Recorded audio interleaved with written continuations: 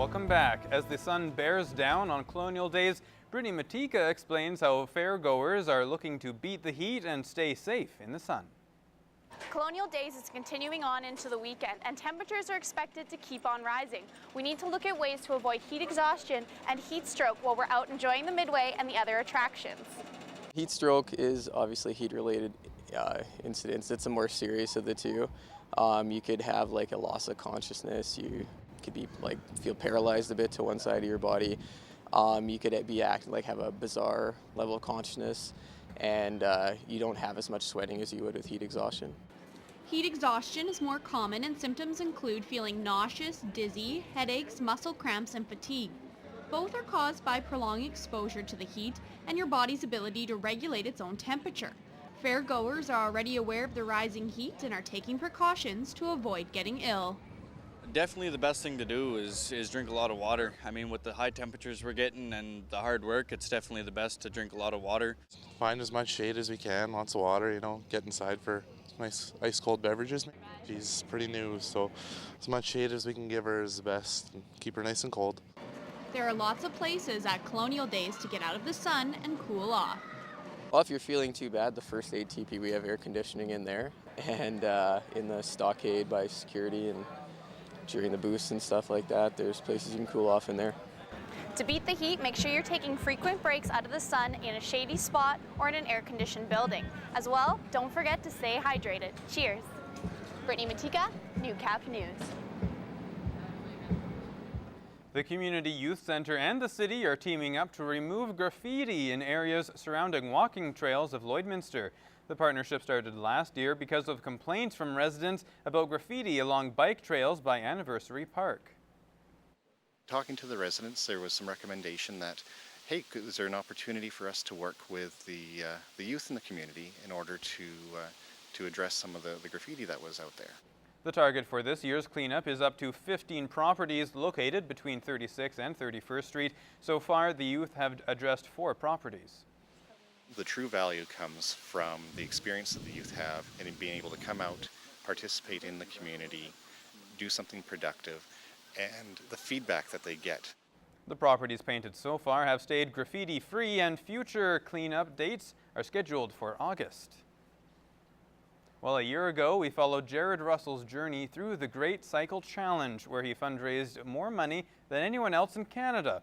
This time, he not only repeated as the top fundraiser, but obliterated his previous totals for the campaign and on the bike. Josh Ryan has more. In the weeks following the Great Cycle Challenge, Gerald Russell is still getting calls from fellow riders and the Sick Kids Foundation, and for good reason. He raised nearly $33,000, almost 10 grand more than last year. One guy said 3 years. We couldn't do that, and I did it 2 years in a row. Increased social media presence and the addition of the charity golf tournament in June are a few ways that Russell and his family expanded the campaign this year. Their resiliency was really inspiring to see. Jared also broke last year's distance total, pedaling 1,051 kilometers, a benefit of training year-round and expanding his fitness regimen. We were working endurance work here, stability, mobility. We had to add in some stretching into his daily routine because he is sitting in the recumbent bike for a longer period of time as those days are getting longer. Last year I cycled about 8 kilometers. Now I can cycle about 36 kilometers. His success in 2016 has helped to bolster this year's efforts, with Lloydminster residents showing their encouragement. When he's out and about the community, people know it's Jared Russell. They are waving to him. The Facebook support has been amazing. Kids are high-fiving me on Bud Miller and when they're swimming. No, it was good to see the kids doing that. However, Russell says his life and his focus remain the same. I don't notice a big difference. I'm just riding for the kids that have cancer. Josh Ryan, Newcap News. The Colonial Days Fair wraps up tomorrow, and there's also a special exhibit on display at the Lloydminster Cultural and Science Centre. We have more in this week's edition of What's Happening.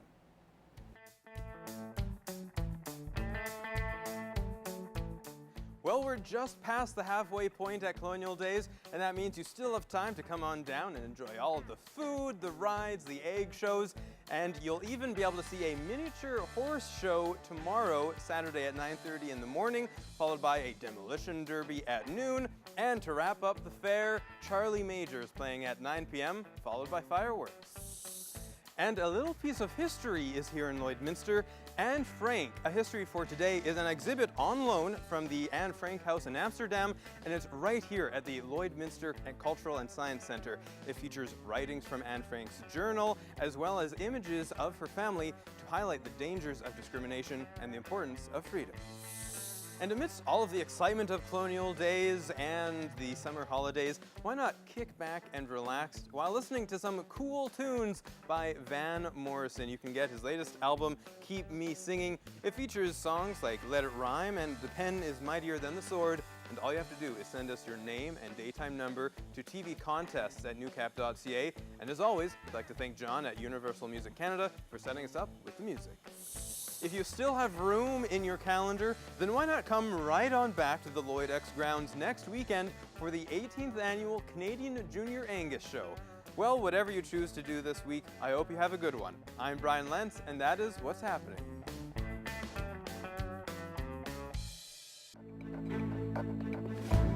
This is Newcap Sports.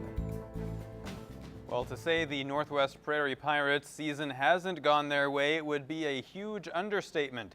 Entering play yesterday, the team's losing streak reached 9 games, and with 6 remaining, any sort of playoff hopes means the team needs wins, 6 of them. Lance Phillips was on hand in Unity to see if the Pirates could end one streak while starting another. After scoring a total of 13 runs over 4 dismal performances last weekend, the Pirates' offense returned to top form in Unity Thursday, producing 28 runs to Swift Current's 4. Production head coach Josh Herbach-South knows his team's been capable of all along. I think we responded really well compared to how we played last weekend, and sometimes it's good to have rest in between games instead of forcing the issue, so that helped. It was nice to get a couple wins after the struggles we've had early on in the season and mid-season, so it was good. We're feeling good. Putting together a complete team effort has been a season-long issue facing the Pirates, something that finally came together against the 57s. I thought it was awesome how we hit the ball so hard and got good defense, good pitching, just all went together. The other team had some difficulty finding the zone. We did a good job taking pitches we should, and when they did find the zone, we did a good job hitting them. Making provincials has been a Pirates' goal all season long, a goal that despite their 6-20 record is still intact. With 4 games remaining against tough teams, reaching that goal hinges on one critical aspect of the team's game. You got to play your game. Our guys really struggle with they play their game dictated on who's in the other dugout as opposed to just sticking to their game. So that's something that we'll work on, continue to work on, but we're on a winning streak now, so 2 in a row. Obviously with a better team, the energy levels rise when we do good, but we have to come with the same mindset no matter who's in the other dugout. We know we can hit the ball, we know we can play good defense, we know we got the team to do it, so we're just going to keep doing what we're doing. Lance Phillips, Newcap Sports, Unity.